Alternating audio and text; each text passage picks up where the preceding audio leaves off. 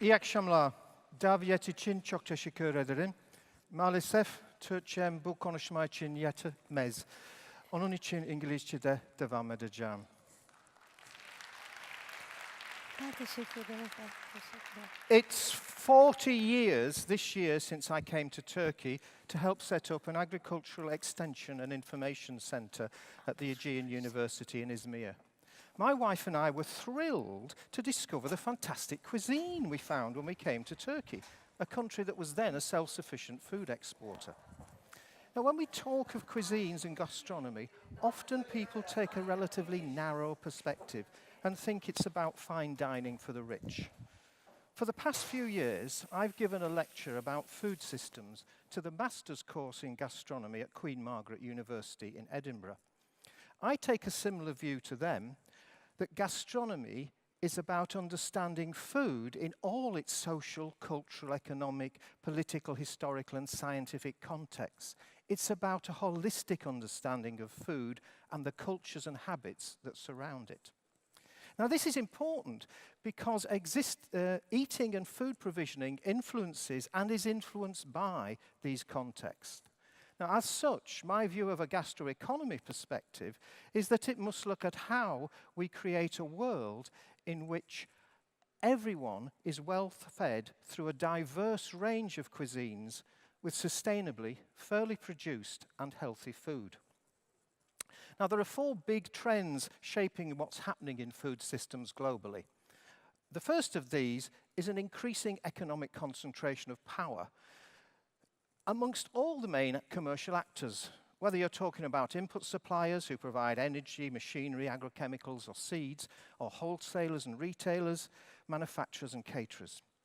In a world of increasingly global markets, as several recent reports have highlighted, such as these by the International Panel on Sustainable Food Systems and the Henrik Boll Foundation and others. Now, the creation of global markets and supply chains is the second major trend. Businesses in the largely saturated food markets of the richer countries increasingly seek to expand their food markets across the globe. The third major trend is that different actors seek ever more sophisticated mechanisms for control of the part of the food system they operate in. Now, this may be through the use of science and technology to reduce costs, seek new ways of doing things that give them an edge, or developing entirely new products, whether genetically engineered crops, lab-grown meat, or other innovations, often protected by various forms of intellectual property rights, such as patents and trademarks. Another approach is to use advertising, marketing, and customer profiling to shape consumer preferences and demands. Some businesses engage in mergers and acquisitions, thus extending their power and control on their part of the food system to minimize the risks they face and maximize the benefits they achieve, as is currently happening in the seeds business, with the 6 major global seed businesses merging into 3. The fourth major trend, which is still in its infancy, is a global restructuring through a changing geopolitics. Here, new powers around the world, such as China, are seeking to ensure supply chains to feed their own increasingly affluent populations, as in earlier times the European powers did. Now, one of the consequences of these trends has been promotion of what are often called Western diets, based on industrialized food production systems and products with high consumption of ultra-processed, high-fat, high-sugar and salty foods and high levels of meat and dairy products. Now, these consumption patterns are linked to one of the other major trends worldwide, which is that of increasing unhealthy population linked to growing levels of obesity and related non-communicable diseases, often leading to long periods of ill health in later life. And at the same time, malnutrition persists for nearly 1 billion people. As the Director General of the UN Food and Agriculture Organization said at the 2016 meeting of the World Food Security Committee, there's a clear failure of food systems to develop healthy diets. These things don't seem to be going in order. Never mind.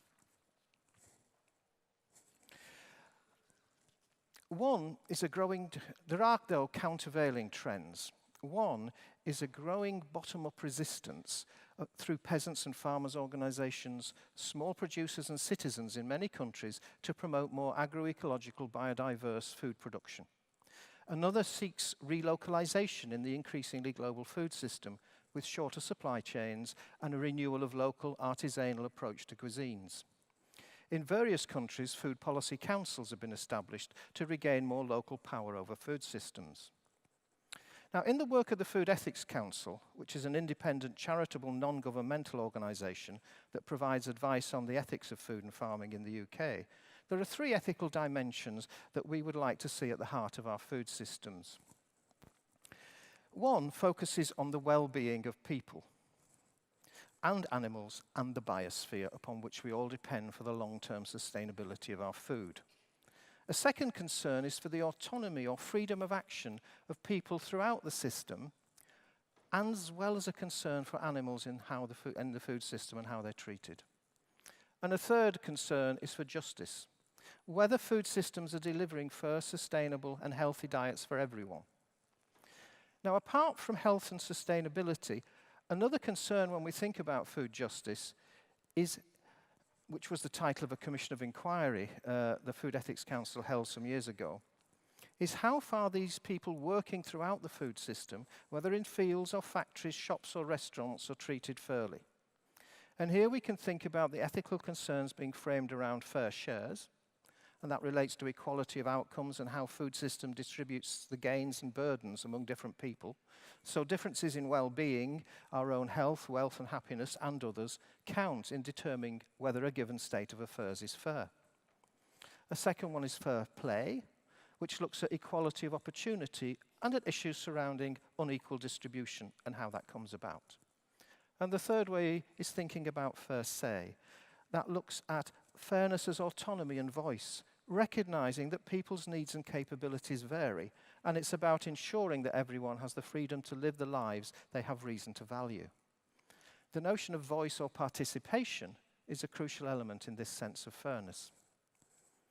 Whilst I think we have a long way to go in seeing these considerations as central in policy making and practice, they increasingly enter into how governments, businesses and citizens feel and want to act in how they relate to food. And fair play is not simply about what is happening now in the world and the level of inequality that is exhibited. And one of the injustices is a growing level of inequality, but also about the responsibility we have for intergenerational justice. We should neither undermine the sustainability of the environment nor destroy the biodiversity we see now to the detriment of future generations. And that leads to a consideration of whether or not we should be able to eat what we want, when we want, from wherever we want, if we are rich enough to do so, whether as a country or a section of a population within a country. One response to this concern is to reduce the high levels of waste involved in our current food system, both at the farm level and at the level of consumption in households and businesses. And we need to reduce that if we're to minimise the impact we put upon the environment, as I imagine we've just heard from the other speaker. Another concern relates to how we treat animals, or indeed whether or not we should eat animals or devote so much of the world's resources to producing foodstuff for animals and land for grazing.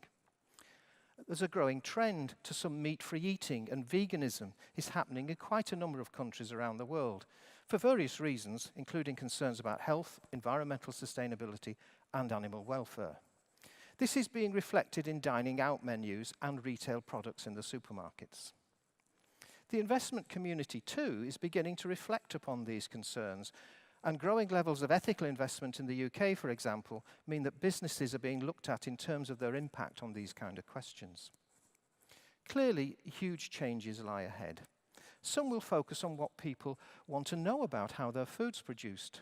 And with the development of the internet, apps, and the possibility of tracking what is purchased back to where it came from and how it was produced, this is also likely to be matched as our understanding of genetics and the variation in people's biomes develops to individual consumption patterns, leading to more personalised approach being taken to recommended diets and healthy lifestyles.